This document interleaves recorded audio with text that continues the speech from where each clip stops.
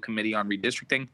I'm joined by my colleagues, Councillor Braden, Councillor Worrell, Councillor Lara, Councillor Flaherty, and let me see if Councillor Louis Jen. Let me just make sure I'm not missing anybody else. That is the list. This public meeting is being recorded. It is being live streamed at boston.gov City Council TV and broadcast on Xfinity Channel 8, RCN Channel 82, FiOS Channel 964. This meeting is to hear public testimony regarding redistricting from residents of District 4, District 5, and District 6. If you are interested in testifying, please email michelle.a.goldberg@boston.gov. I'll now turn it over to my council colleagues for some brief opening remarks as chair. I'm going to allow councillors whose districts are the focus of today's meeting to go first, starting with Councillor Lara, then Councillor Worrell, and I'll go to the rest of my colleagues. Councillor Lara, the floor is yours. If you want to have any brief opening remarks about redistricting and redistricting, particularly in terms of your district. I also want to note that we've been joined by Tanya Fernandez-Anderson as well.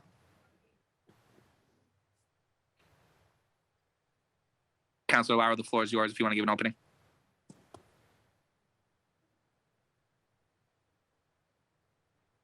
Okay, Councillor Worrell, are you ready and able to give an opening? Yeah, thank you, Chair. Just looking forward to this process.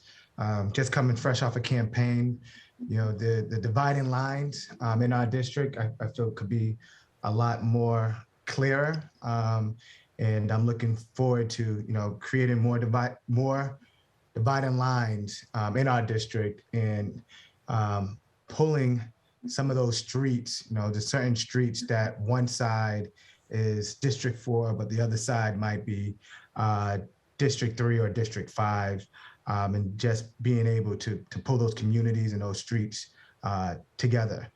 So I'm looking forward to this process, and I'm looking forward to hearing from the public, to hearing their testimony. Thank you. Thank you. And if I can go now to Vice Chair of Redistricting, Councillor Braden. Thank you, Mr. Chair. I'm here to listen. The districts discussed tonight are not my districts, but as your co-chair, I want to be engaged in this process and learn the concerns of our constituents across the city. So thank you for your leadership. Thank you, Councillor Braden. And now if we can go to Councillor Flaherty, who will be followed by Councillor Louis Jen, followed by Councillor Fernandez-Anderson. Councillor Flaherty, the floor is yours.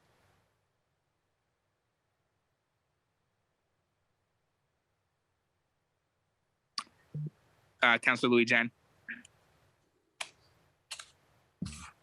Thank you, Mr. Chair. Happy to be here this evening as we talk about redistricting. Just here to listen, to hear from my colleagues, to hear from members of the public. It's really important that we try our best to keep communities of interest whole, to make sure that we are protecting the voting interests and the voting rights and building political power in communities of color. So really excited to hear from the public and to hear how we can make sure that our neighborhoods and our people get the representation that they deserve. So thank you for holding this meeting, and looking forward to listening. Thank you. And Councillor Fernandez-Anderson, if you have anything you would like to add. Thank you, Chair. I have nothing much to say, just happy to be here and looking forward to the process. Thank you. Thank you. And I don't know, Councillor Lara, if you're good to go now or not. If you want to give an opening, the floor is yours to do so. Otherwise, we'll just proceed. Okay, so we're just going to go ahead and start. If we can start with the slides.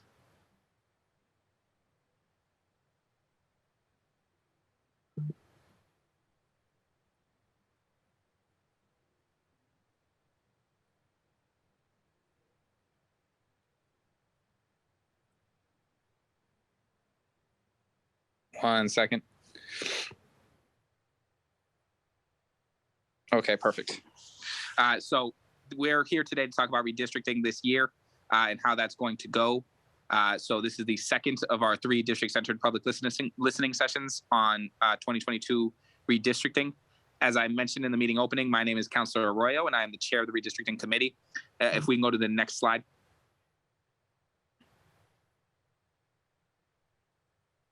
Okay, there we go. So we have other important dates that we would like to make sure that everybody's aware of, which is essentially the committee hosting 3 public listening sessions over the next few weeks, each focused on a set of districts. Tonight, we will be focusing on public testimony on districts 4, 5, and 6. Next week, on April 7th, we'll be focusing on districts 1, 2, and 9. If you're not able to attend a session for your district, you can, of course, attend one of the other scheduled meetings or submit testimony in writing. These sessions are an opportunity for the public to express their concerns and priorities on the redistricting process. The redistricting process will really start in earnest come summer of 2022 after the budget. So this is a chance for us to start to flag sort of community input earlier in the process so that folks can be aware of it when we start to really engage in remaking the map and redistricting later this year in the summer. Next slide, please.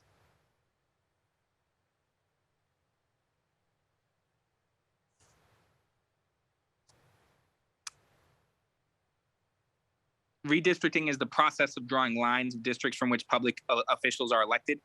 The Boston City Council is responsible for this process at the municipal level. Districts are redrawn according to the 2020 census data and remain in place for 10 years until the next census data the next census is conducted and the next census data, next batch of census data is available.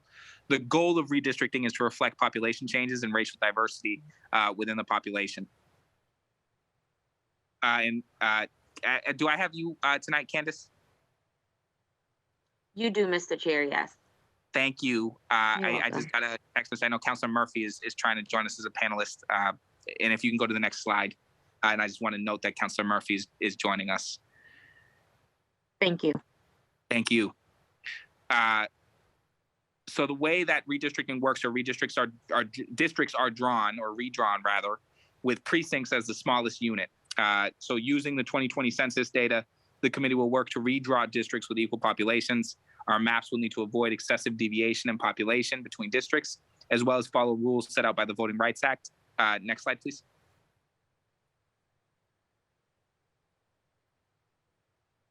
Thank you. This is a sample breakdown of the population changes from 2010 to 2020. So here you can find the population deviations from when we took the census in 2010 to when the census was most recently taken in 2020. You can find these on the census website and also on our committee is redistricting website. If you can go to the next slide, please, slide 7.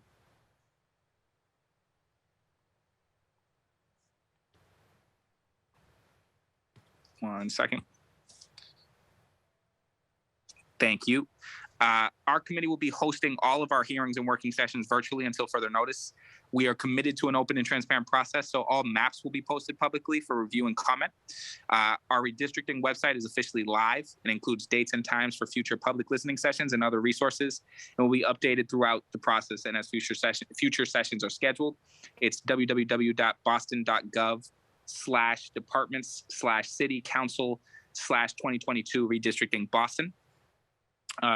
And with that, we're actually going to move on to our public testimony. The goal of these sessions is to really hear from the public about what they're hoping to see with redistricting. Our central staff has let me know that we have 2 people who have signed up today for public testimony. So please state your name and place of residence and make sure that your Zoom profile name matches the name which you signed to testify. And so we have Liz Crowley and Helena Tonge. We'll take, so why don't we go ahead and call you both up. Normally I say 2 minutes, but due to the fact that there's only 2 people signed up today for testimony, I'll let you say your piece. As long as you don't take 10 minutes, I think we could get that done. And I also want to just note that we've been joined by Councilor Murphy. Councilor Murphy, if you would like to say anything about the redistricting process or anything on that front, you're free to give an open. Thank you. No opening statement, just thank you for that wonderful introduction and explanation, and happy to be on and listen to any questions that any of the panelists have. Thank you. Thank you. And so I see that Helena is present. And so Helena, if you'd like to give your public comment, the floor is yours now. Thank you very much, Councilor Arroyo. I'm holding the tongue with Belleville Family Neighborhood Association in Hyde Park, Massachusetts, District 5. I was hoping to provide testimony at the end after receiving the information, so I'm not really prepared for beginning remarks, but thank you for hosting this hearing. Appreciate it. Oh, no, that is all the information. So just to be clear, we have no maps at this time to present, and we won't until the summer. Essentially, the whole goal of this is just to make sure folks understand what the timeline is for the process, but also sometimes folks have questions about borders. Sometimes folks are literally one side of their street will be in one district, one side of their street will be in another, or some goal or thing that they care about with redistricting, the thing that makes them care about redistricting.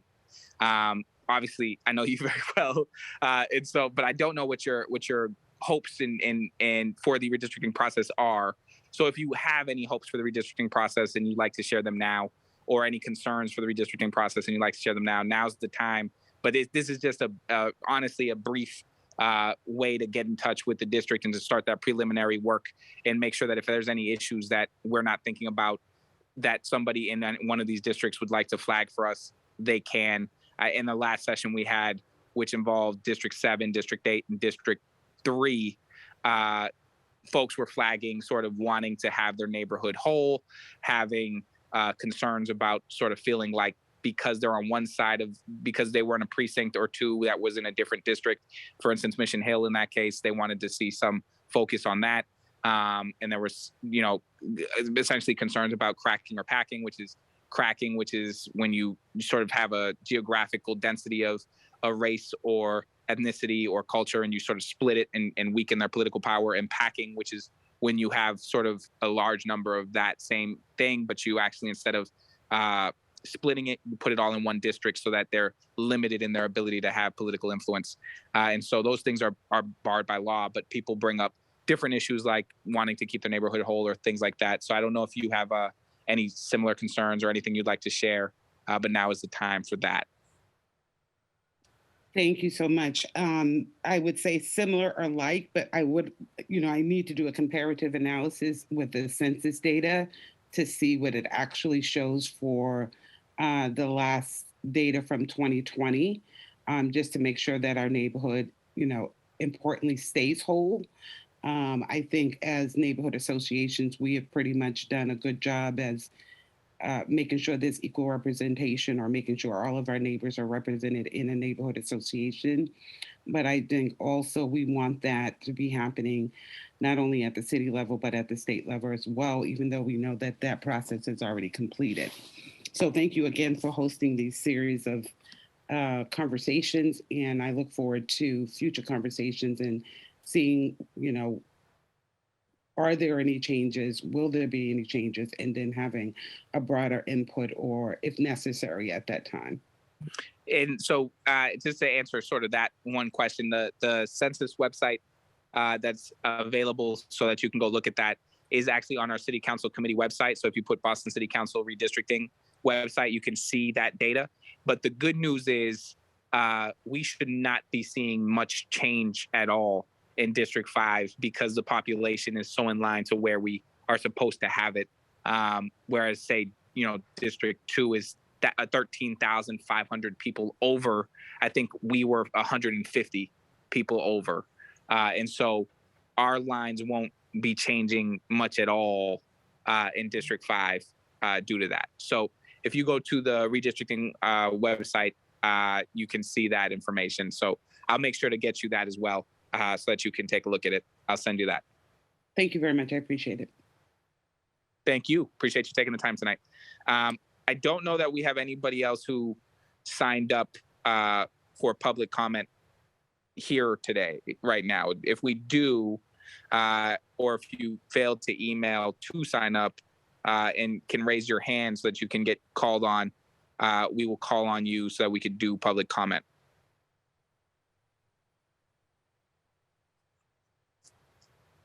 So it looks like at the moment, we've used all our public commenters who are available. I don't know if you would like to add anything. If you would like to add anything or have a question, please do raise your hand. Otherwise, the next one of these will be next Thursday.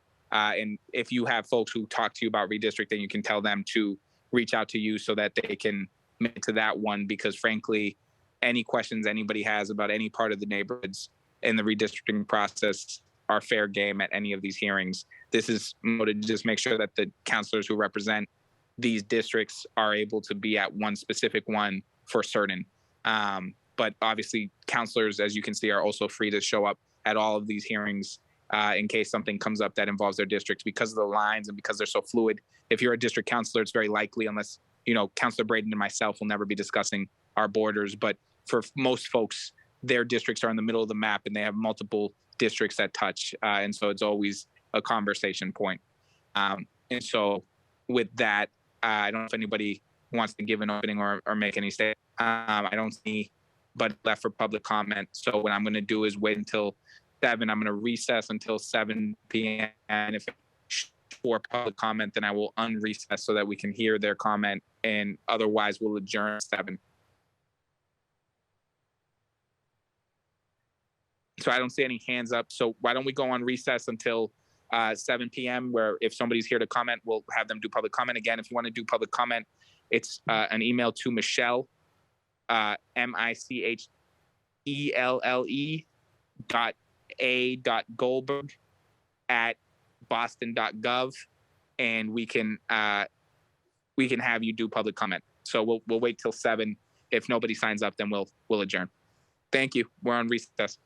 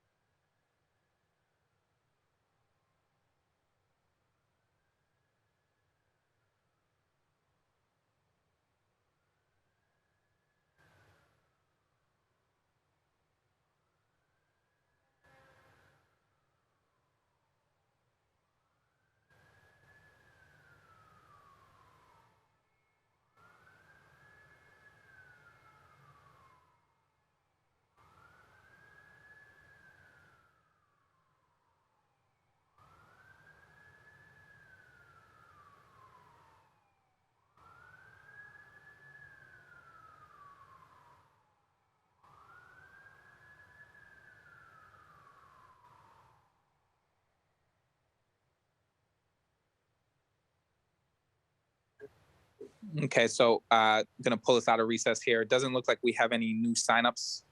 Did you receive any new signups, Candace? I did not know.